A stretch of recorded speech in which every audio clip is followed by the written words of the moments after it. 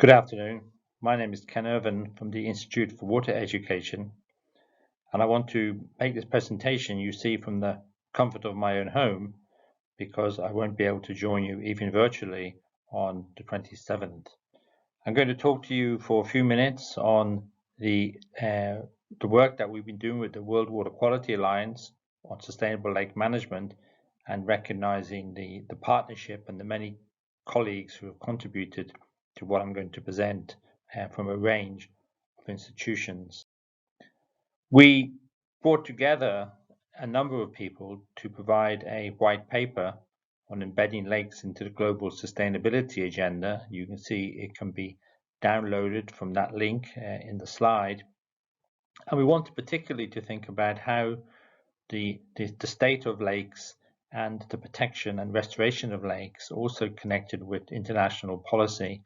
And so I highlight two major resolutions, UNEA resolutions addressing water pollution to protect and restore water-related ecosystems and sustainable lake management. The white paper that we produced was launched at the UN Water Conference in 2023. We've had a number of follow-up actions since. This included a session at the Stockholm World Water Week, a meeting at the World Water Quality Alliance annual meeting in September 2023, and participating at a Promoting Sustainable Lake Management meeting organized by UNEP and the International Lakes Environmental Committee in Hungary in November 2023. Links for all of those activities you can see on the slide. We also did a global survey. Of course, 179 restoration practitioners for lakes spanning 65 countries. You can see the distribution of participants on the map, and that is being published in Ecological Indicators under the title of A Global Assessment of Lake Restoration in Practice, Insights and Future Perspectives, and that's available at an open access link that you can see in the slide.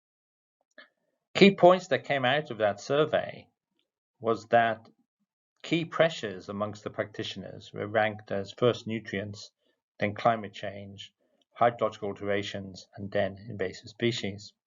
It was also notable that the practitioners and the participants of the survey considered restoration targets were based often on weak evidence and with a lack of thinking about climate change adaptation, a critical consideration as we go forward into a more uncertain climatic regime.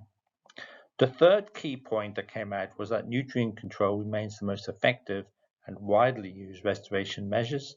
This is not surprising given the global understanding of the importance of nutrients for the quality of lakes, coming both from industry, urban areas, and agriculture. Fourthly, the key point was that stakeholder engagement is key in determining success or failure of restoration, and so inclusivity becomes a major consideration. And the effectiveness of lake restoration differed, not surprisingly, depending on the GDP or the resources that are available in different countries. And the final key point I want to mention is that there was consideration of poor support across sectors as a major constraint for restoration success, perhaps reflecting the old adage about how we continually work within our own silos. So can we learn from the past to better manage the future? Well, one would hope so. So the white paper proposes 4 key actions. The first is to build capacity in monitoring and assessment.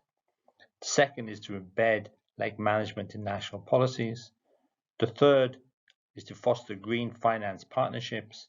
And the fourth is to raise global awareness on the benefits of lake restoration.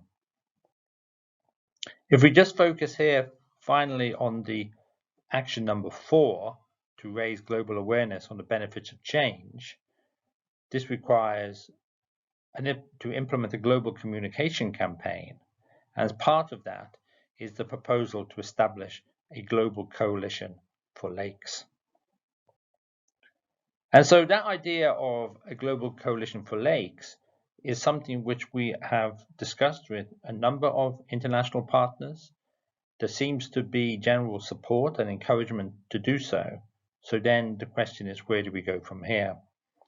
Well, the SIL, Society of International Limnology Working Group on Lake Restoration, and the WWQA Ecosystems Workstream will be presenting some of these ideas at the next SIL conference in Brazil in May.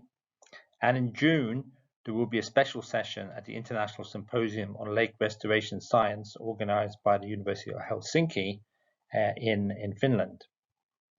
And as part of that discussing, and what we are already working on, is the draft of a Coalition of Lakes position paper. And that paper is trying to outline not just the key issues, but also where we might go in dealing with those key issues.